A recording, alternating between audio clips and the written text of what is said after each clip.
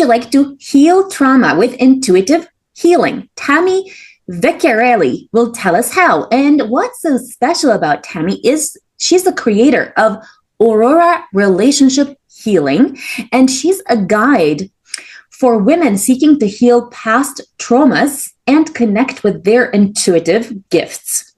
So, Tammie, tell us about your method for healing trauma with intuitive healing, and how can a woman access that intuitive healing? Heal Podcast with Lily Patrascu shares longevity and anti-aging techniques to stay young forever, increase energy, overcome addiction, and live your longest, best life ever. Shared by world's most innovative, alternative, and traditional health thought leaders, healers, and doctors. Discover quantum healing strategies to heal your mind, body, and soul. Yeah, so the method I use is called soul contract mapping. And in this, I can see the cords that energetically tie people together. And through being able to see this, I'm able to draw it out on a piece of paper and release those energies. Wow, that is so interesting. So let's say you're looking at me right now and you can actually see the energetic cords that are connecting me with like people from my life? Yeah, exactly. Oh my God, that is fascinating. How can someone access that? Is the only way to access that kind of healing to connect with you, or is there something they can do themselves as well? Yes and no. So for the specific modality, yes, me, but connecting in with their guides, with their intuition, their own energy, they can 100% do that themselves. And that's just understanding who you are and what your intuitive gifts are. Thank you. Give me an example of what that would look like, because I consider myself an intuitive person. But the thing that sometimes frustrates me is that I seem to have like a blind spot for narcissists, for example. And that's when I stopped trusting myself for a while. Like generally, I feel like, oh yeah, I'm so intuitive. I can read people. I can read people's energy. I know who to protect myself from. And I have like a complete blind spot against like narcissists. So like, how do I trust my intuitive gifts, considering that sometimes they fail? Yeah, I feel like that's one of the things with intuition is in the beginning, when you're not fully connected to it, it is so very quiet. It's the quiet sense of, I shouldn't drive down that road. I'm not sure why. I feel this feeling. And then you drive down that road and there's an accident on that road. Or there's a cop down that road. So it's whenever you feel those little nudges, actually listening to them. And then another layer on top of that is we all have guardian angel, spirit guides, whatever you want to call them, connecting with them and listening to the information that they're giving you.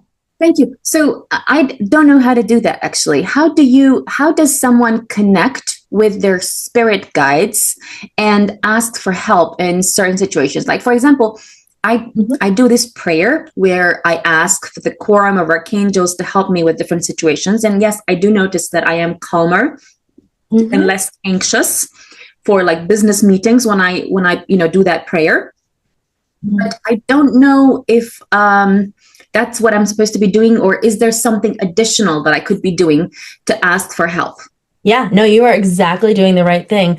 And that's where coming to an understanding of who you are and what your gifts are is so important, because if you've ever heard of it before, there's, I think, 8 clear senses, clairaudience, all of those different, just like you have taste, smell things. And it's understanding 1, which one is yours, and 2, how it works specifically for you. So it's really about a self-discovery. Thank you. So let's say, how does someone connect with their spirit guides? Like, is there anything one can say in order to invoke the help of spirit guides or angels? Yeah. I mean, what you're doing is one perfect example of a way.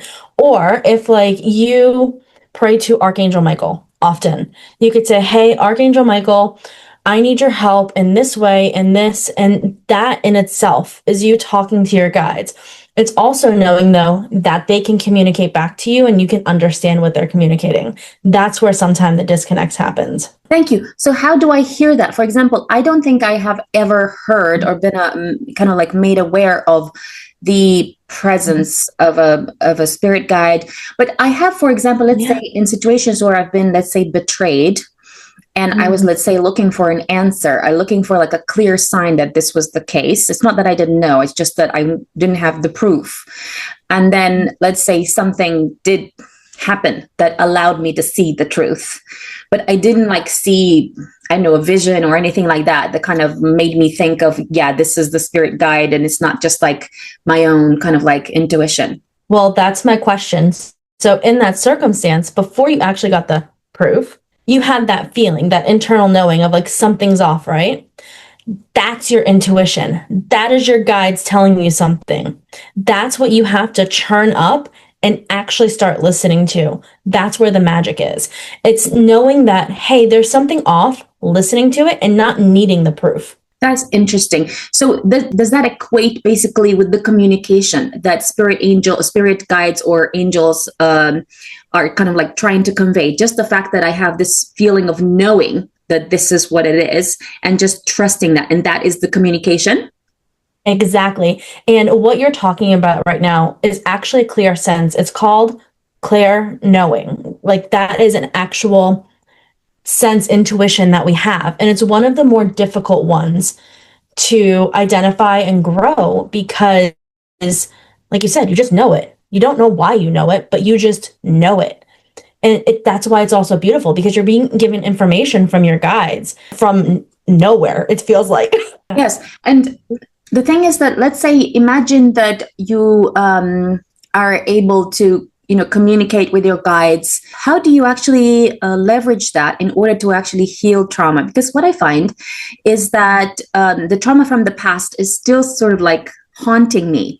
How do I stop kind of like going into the same sort of like self-doubt and self-sabotage? And let's say a really big client comes in and I don't like sabotage it by like not sending a proposal or by sending a proposal late or by not doing the little things I said I would do and other little actions that I might do to self-sabotage just out of fear. Yeah. So that to me is, where is the root of that cause? Is that within childhood? Is that within a past life? Where is that root at? And once you understand where that root is of that self-doubt, that self-esteem, that self-worth, once you understand where that root is, you can then understand how that's expanding into different areas and release it. It's coming to an understanding of where it first started. Thank you. Can someone do that on their own, or would they have to consult like a therapist or counselors or someone like you to be able to do that?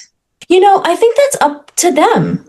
For me, on my healing journey, the first 5 years of it, I've been on this journey for 10 years now. The first 5 of it was me doing it by myself.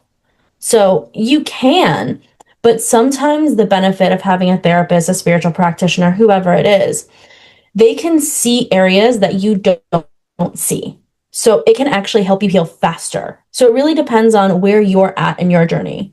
Thank you. Tell us how, for example, having an energetic cord with an ex or someone who betrayed you or someone who stole money from you, or I don't know, some, people like that, they have caused significant trauma in your life. How does that energetic cord impact your current life? And how does someone cut that cord so that they are not impacted by those different, traumatic experiences that happened? Yeah. So what we're talking about with you in particular is you've had narcissistic abuse multiple times, right? Yes. I'm curious as to where that started. Did that start in childhood? Did that start in past life? Did that start ancestrally?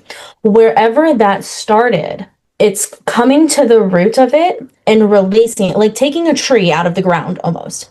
Taking that out of the ground, because what's happening is because you're not identifying that cord and releasing that cord, you're continuing to go through the cycles of it over and over again. So the work that I do is I find where the cord is within your body. I release it from you. I release it from the other person and dissipate the energy.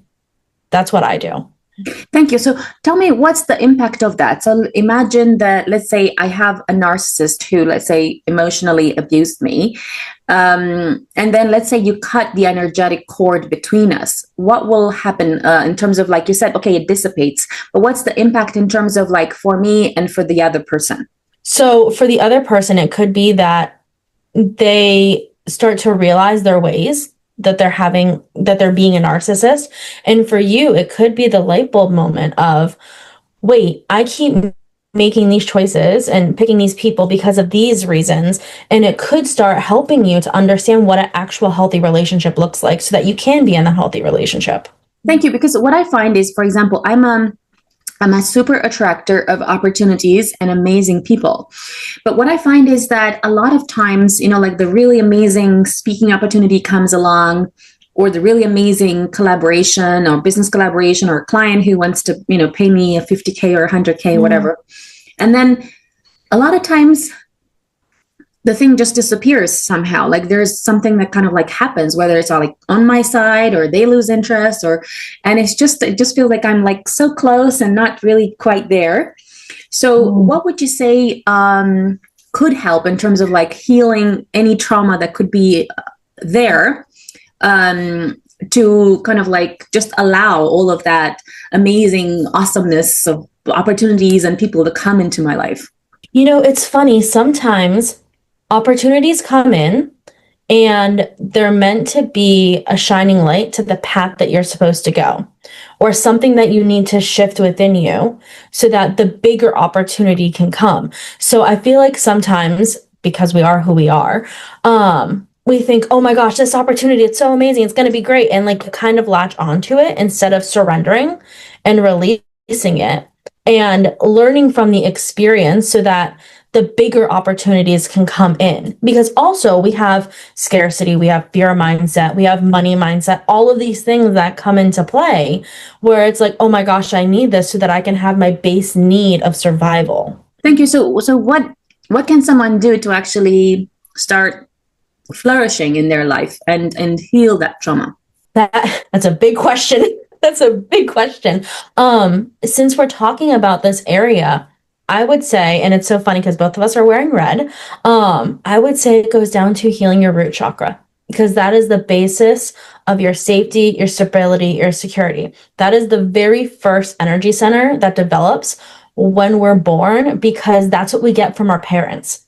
So I would start out by looking at, how was your childhood?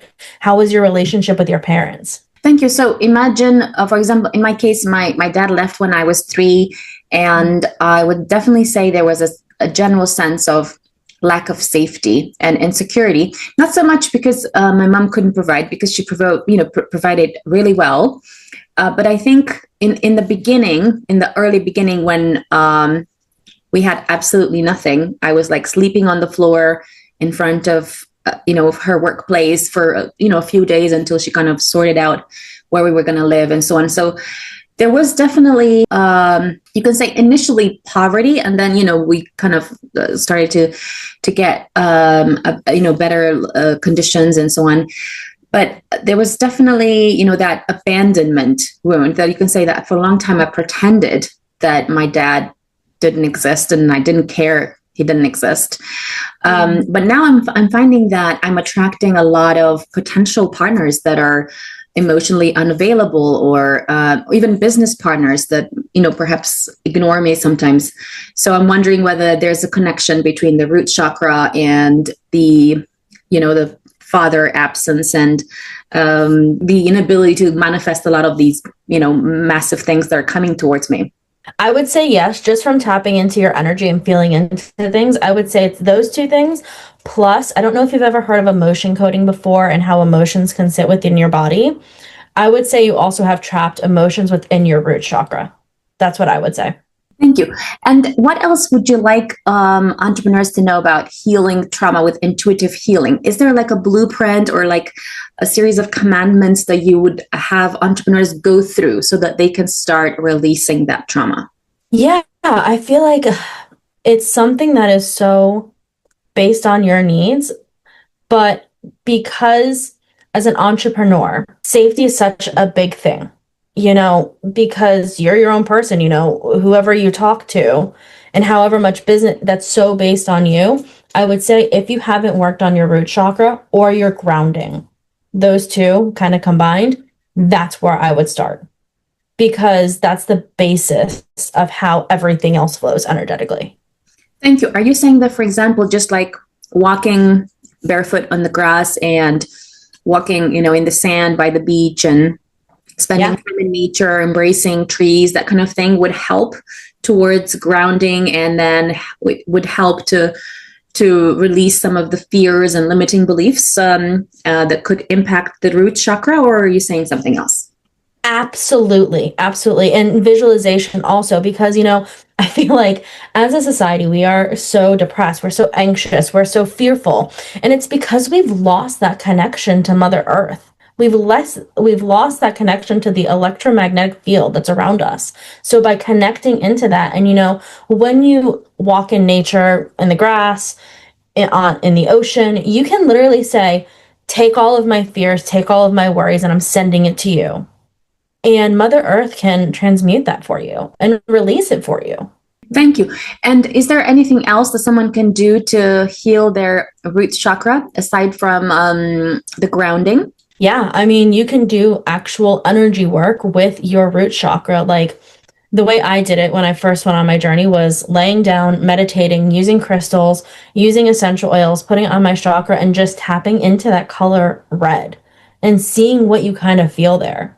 That is the very basics that you could do. Thank you. What else would you like entrepreneurs to know about healing trauma? Yeah, I mean, I feel like the more you heal your trauma, the more you get in tune with yourself, the more you understand your authenticity, the quicker expansion will happen within your business and in your life. Thank you. Tell us about a personal experience that you've had with healing trauma, with intuitive healing, or otherwise share with us, please, 3 experiences you've had with clients you've worked where they have healed trauma with intuitive healing. Yeah, so far with me, my whole journey has been intuitive healing. I went to a mentor who I was with for many, many years, and I was really struggling because I wanted to move abroad. I knew I wanted to move abroad. I felt like the States was not for me. There was just something there that wasn't aligning with me.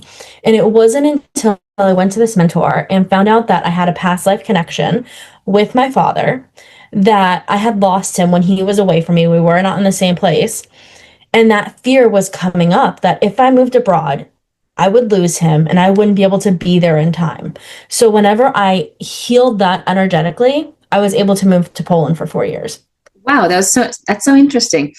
So why would you say that that kind of like worked? Yeah, I feel like there are so many energetic ties in so many different ways for us that we don't even realize that are affecting us on a daily basis. That once you start to come to an understanding of who you are at a soul level, your life transforms, because then you have a connection to yourself. So tell us more about that. Like, what do you mean in terms of like realizing like who you are? How will that make a difference? Because then you can understand your life's purpose, your soul's purpose, what you're meant to do while you're here. Thank you. And how does that help? For example, let's say for me, I feel like since I was a really young girl, I always felt like I was born to have joy. Like I was born to bring joy to the world. I was born to have fun. Okay. And I think when time kind of went by, now I'm thinking that my purpose is also to help people to be beautiful. Because I think for a really long time, I never felt really like beautiful. I felt to some extent unpretty, but I mean, a lot of it came as well because my grandma used to say that I was ugly for like since I was 4 until I like, and I really feel like my purpose is also to make people feel beautiful, because when they can show the diamond that they have inside, that's when they see themselves as beautiful, and then that's when the world sees them as beautiful. And because of that, there will be like a personal transformation, because when you see yourself as beautiful, you don't envy other people who are beautiful physically. Right? Because you see your own beauty. Yeah, exactly. Oh my gosh, that is such a beautiful gift for your soul's mission to be. Because like you said, when you're young, you don't fully understand emotions, all these different things. So you took it as joy. What it sounds like, though, is your gift is to bring joy to yourself and to others by helping them shine their light. So that is a beautiful mission to have. Yeah. And I do feel energized by it. Like I really do feel energized by it. And tell us about 3 case studies of entrepreneurs you've worked with where you've helped them to heal trauma and the results that they've had as a result of it. Yeah. So one person, they are currently in a transition within their business, within all that. And we did a specific session that had to work on their location. And literally it was not even 24 hours later, they got an offer talking about a different country that they were supposed to go to.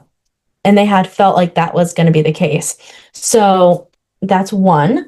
Another one is a person that I was working with realized that she needed to actually become a spiritual mentor. She was kind of struggling with that fact, struggling with, I've been doing media, video work, that kind of thing for a long time. And actually, I need to train in this spiritual space and become a mentor in this space. So she had that transition. And the last person is still on her journey. She is doing like a normal, typical 9-to-5 job that you do. And she's going through this whole awakening right now of understanding what her gifts are and what her purpose is, because she's actually supposed to be the muse for other people. She's supposed to inspire other people. So she's currently learning what that means to inspire other people. Thank you. I also had like a master healer tell me that I don't have to actually do anything. I just have to be the goddess that I am. And she said I will kind of like discover with time what that really means.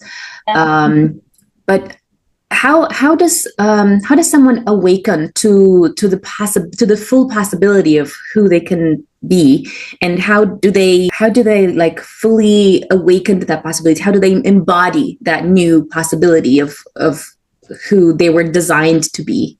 I feel like I am still learning this too, because, I feel like it's a consistent thing that you learn over time. As you go through life, as you go through your healing journey, you realize that this is what I thought it was supposed to be. Like you were saying earlier, I thought it was joy, but wait, actually, it's bigger than that. And it's almost like going through a maze and finding different doors and unlocking the door as you go along, and finding that you actually have a bigger mission than you even expected. So just by going on your healing journey, connecting in with your guides, understanding your intuition, as that person had said, you are doing exactly what you're supposed to be doing. Things are unfolding in the way that they're supposed to. Thank you.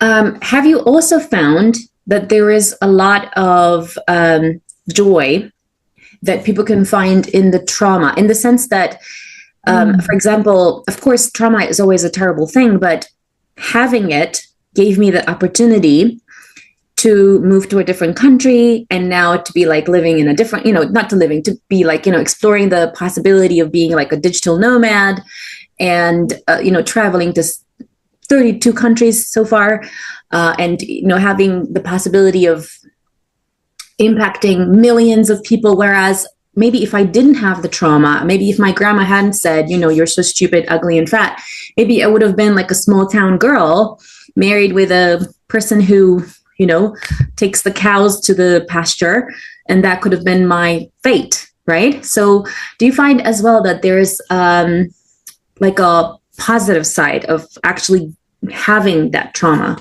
Absolutely. From my own experience, I feel like those experiences that you're talking about, they, yes, trigger you. They're hard. They're stuff you have to work through. But because you go through that really hard energy, it propels you forward. In my personal life, it was in my early 20s, going through a very traumatic relationship where it affected my family, affected me, affected my schooling, all these different things. And afterwards, I ended up asking myself the question, what makes me happy? Years later, I realized it was travel, aka moving abroad. So because of that instance, it propelled me for the rest of my life. Thank you. So how can someone, like, when someone who is currently experiencing severe trauma, and let's say, imagine they are currently surrounded by narcissists, or surrounded by people who are abusing them, surrounded by people who are belittling them at work, or people who are that they feel they can't get away from because they're part of their environment, including their family. What would you say to those people? What can they do? Because a lot of times you can feel like, actually, maybe I can't escape my environment because I don't have the money to leave this husband or this work or this whatever environment that I'm currently in. What can people like that do? Do as much as you can. Do as much as you can in the way that you can. Even if that's, going to the park for 5 minutes because that's your you time where you can connect in with you. Or if in a circumstance where it's severe abuse and you're trying to escape, saving the money, doing the small things that build up over time to the bigger things. I feel like there's this prescribed notion that, it has to be this big thing that happens really quickly. And that's just not true with trauma. It's with experience, it's taking the little steps that you possibly can and each moment knowing that eventually it would lead to the bigger thing that transformed your life. Thank you. What about the trauma that is so painful right now? Is there anything, a tiny thing that someone can do to kind of relieve that trauma and that pain, that suffering, that huge depression and sadness and anger and resentment? Yeah. Allowing yourself to experience that and not get angry with yourself for experiencing that. Giving yourself grace and love as much as you possibly can. Thank you. Tell us where entrepreneurs can connect with you. Yeah, so I am on Instagram at Aurora_Relationship Healing. That'd be the perfect way. Thank you. Follow me for more interviews with world's most innovative health change makers to live your healthiest life ever.